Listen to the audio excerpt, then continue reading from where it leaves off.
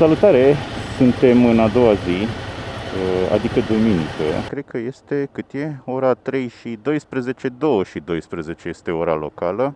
Și am plecat către Mostar. Fac cam 2 ore până acolo, zice navigația. Am vreo 120 ceva de kilometri, poate spre 130, nu știu, ceva în genul ăsta, și cam 2 ore estimează navigația, deci în 2 ore aș putea fi acolo, ora locală 4, cred că pot să mă învârt vreo 3 ore pe acolo și să mă întorc înapoi pe lumină și să văd ce mai fac pe aici.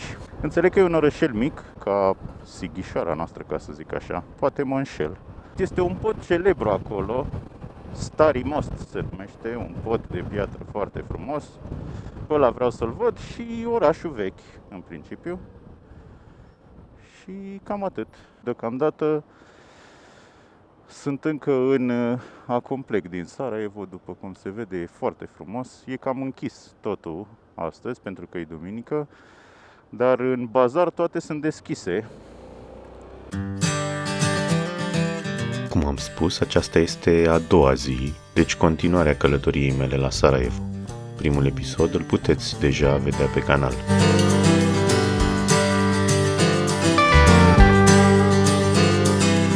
Îmi place Sarajevo, o să vă mai povestesc. Dar îmi place, mi-a plăcut foarte mult tot ce am văzut până acum. Violeta. Nu știu ce e Violeta, dar apa este Jana, scrie pe sticla mea de apă Jana. Ciocolata este Dorina. Și firma asta este Violeta. Da, interesant. Nu știu dacă a apărut pe cameră, dar uite, mai e și aici câte urme de glonțe sunt pe clădiri, incredibil. Uite și aici. Foai de capul meu. Pe blocul ăla erau gletuite așa, dar sunt multe clădiri unde au rămas găurite.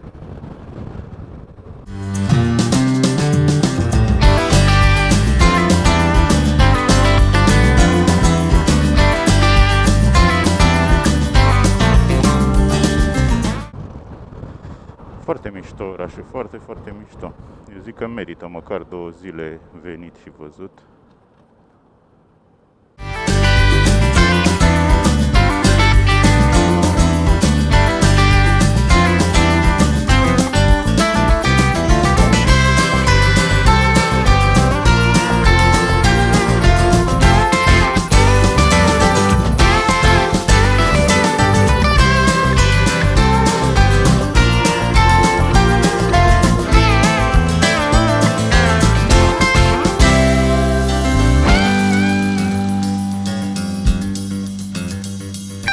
Și am început drumul către Mostar. Asfaltul e impecabil, cel puțin acum la început. Din păcate e cu 60 limită și pe aici e plin de poliție și de camere. Cel puțin așa mă anunță aplicația acum, câte dintre ele sunt funcționale, o să aflu. Da, și dacă sunt scumpe sau ieftine amenziile, probabil că o să aflu. Eu aș vrea să nu aflu, dar na, Doamne ajută, ca să zic așa. Că eu aș putea să mă ajut, dar mai ajute și el. Am numărat pe drum 15 camere de viteză, doar de la ieșire din Sarajevo până în Mostar. Dar și în Sarajevo este plin, harta arată cam așa.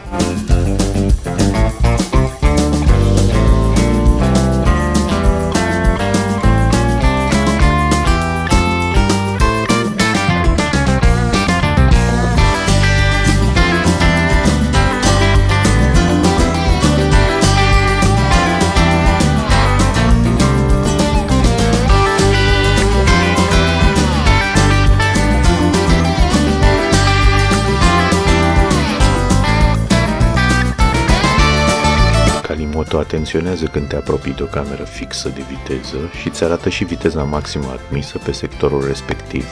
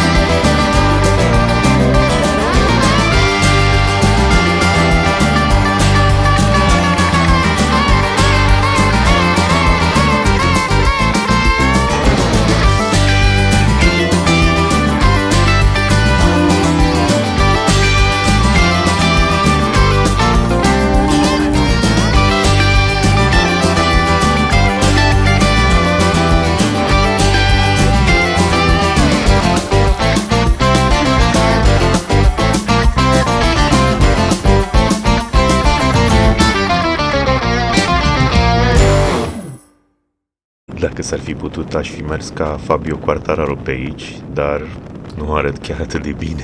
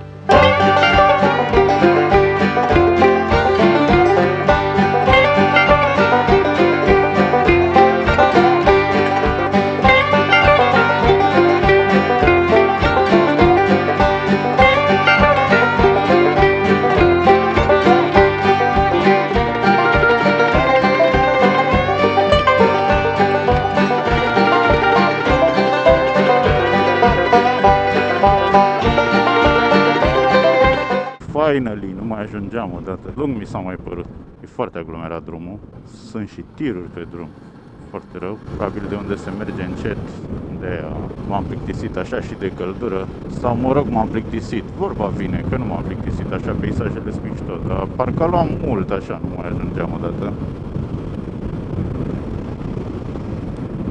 Și mergem direct în centru. De fapt i-am dat să mergem direct la podul cu pricina Stari Most. Mostar este capitala regiunii Herțegovina din Bosnia și Herțegovina. Este un oraș istoric renumit pentru arhitectura sa otomană și atmosfera multiculturală. Situat pe malurile râului Neretva, orașul este simbolul reconcilierii și al patrimoniului mondial UNESCO.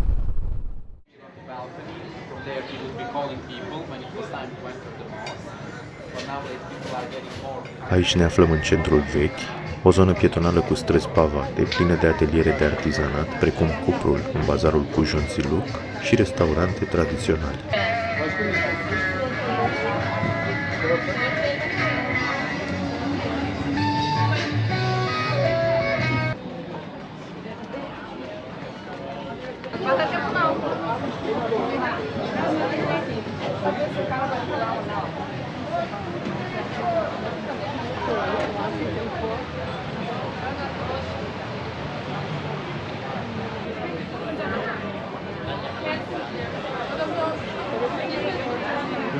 Stari Most sau Podul Vechi a fost distrus la 9 noiembrie 1993 de tancurile croate și reconstruit.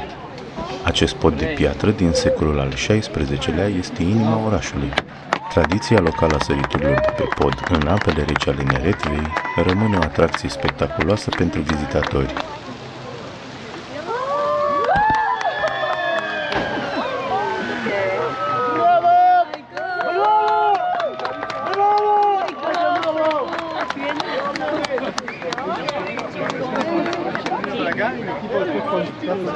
Sì, dai.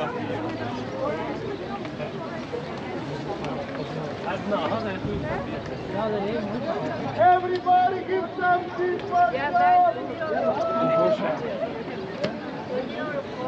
Gdyby powiedzieli, że ten ja wierzę, ale nie, ja...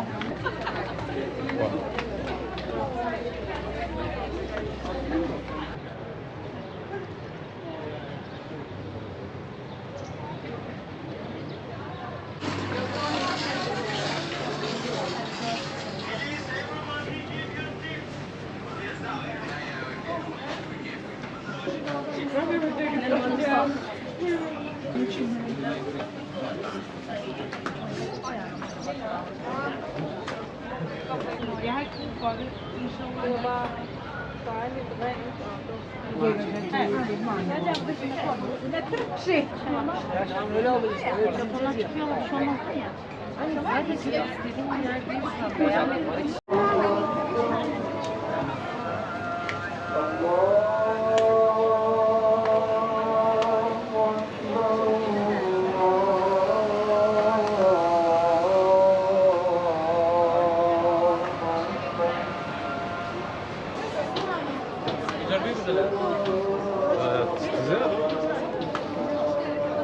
Moscheea Koski Mehmet Pasha oferă una dintre cele mai frumoase panorame asupra podului și a orașului vechi din vârful minaretului său, dar eu nu am urcat.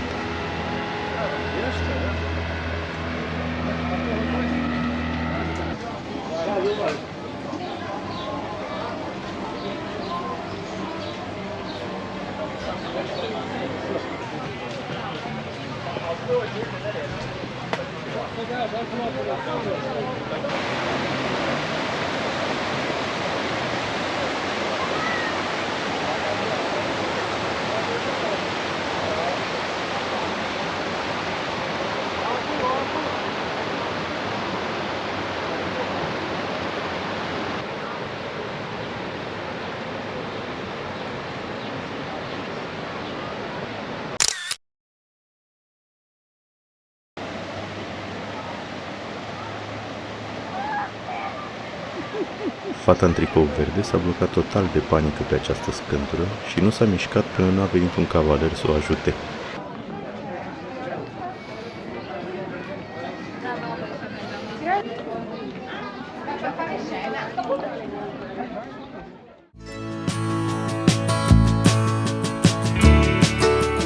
M-am hotărât să filmez și drumul înapoi la Sarajevo pentru că, chiar dacă este același drum, perspectiva este total diferită. Dar mai întâi, benzină și apă de băut.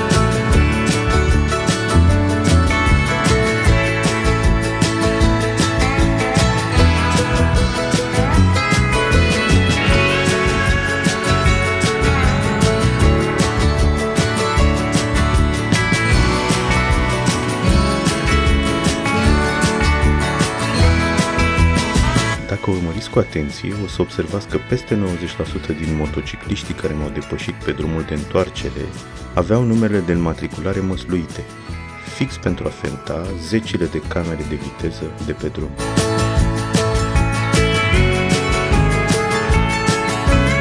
Unii nu aveau număr de înmatriculare deloc, alții aveau măști chirurgicale, sacoși, bandă izolatoare sau lacăte atârnate neglijent peste plăcuță, toate cu același scop.